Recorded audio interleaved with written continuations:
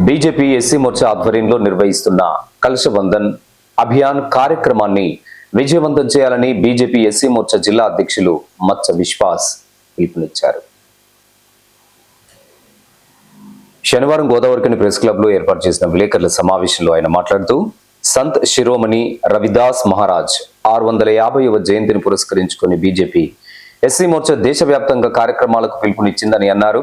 సంత్ రవిదాస్ మహారాజ్ బోధనలు సమాజానికి మార్గదర్శకమని, కుల వర్గ భేదాలకు అతీతంగా సమాజంలో ఐక్యత, సోదరభావం, సామరస్యాన్ని పెంపొందించడమే ఈ కార్యక్రమాల ప్రధాన ఉద్దేశమని అన్నారు.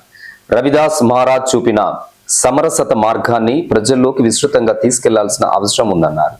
ఆషాఢ పౌర్ణమి రోజున కాశీలోని సంత్ రవిదాస్ మహారాజ్ జన్మస్థలం సిర్ గోవర్ధనపూర్ పవిత్ర క్షేత్రం నుంచి సేకరించిన మట్టితో పూజించిన పవిత్ర కలశాలను దేశంలోని అన్ని రాష్ట్రాలకు పంపించినట్లు తెలిపారు.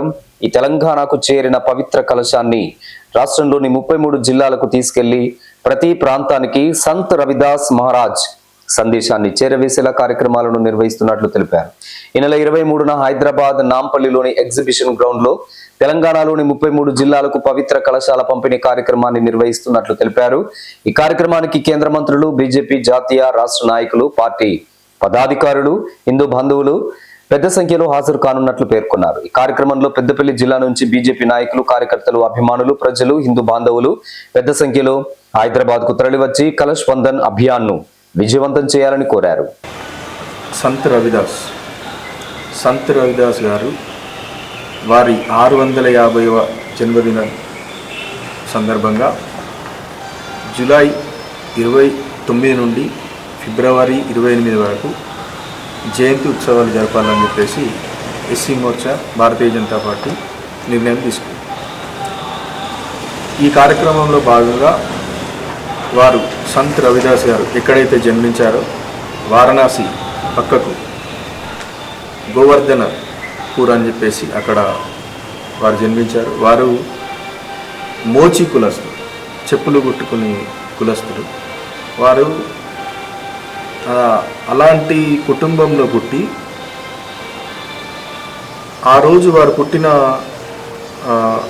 ఏదైతే వారు పుట్టిన ఆ రోజులలో ఇటు మొఘలులు దాడి చేయడం, అలాగే ఈ అంటరానితనం అప్పుడు బాగా అలాంటి రోజులలో వారు వాటిని తట్టుకొని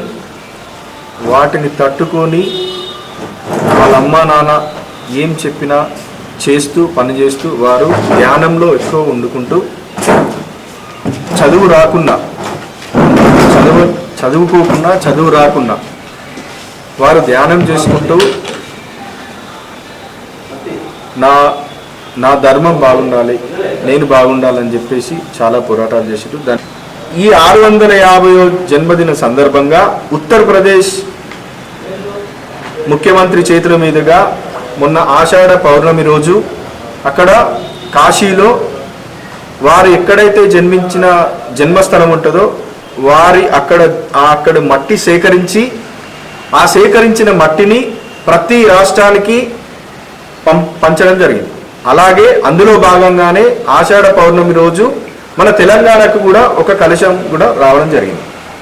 దానిని రేపు ఎగ్జిబిషన్ గ్రౌండ్ నాంపల్లిలో మన తెలంగాణ భారతీయ జనతా పార్టీ తరపున అక్కడ రేపు దాన్ని వితరణ చేయడం జరుగుతుంది. అక్కడ నుంచి ప్రతి జిల్లాకి ఎక్కడైతే మోచి కులస్తులు ఉన్నారో వారి దాకా వెళ్ళే విధంగా వారి గొప్పతనం అందరికీ కనుమరుగైంది, వారికి తెలియదు. కాబట్టి వారి యొక్క గొప్పతనం, ఒక సామాన్య చెప్పులు కుట్టి కుటుంబంలో పుట్టి వారు ఎంత పెద్ద స్థాయికి వెళ్ళారో అది చాలా వరకు తెలియదు.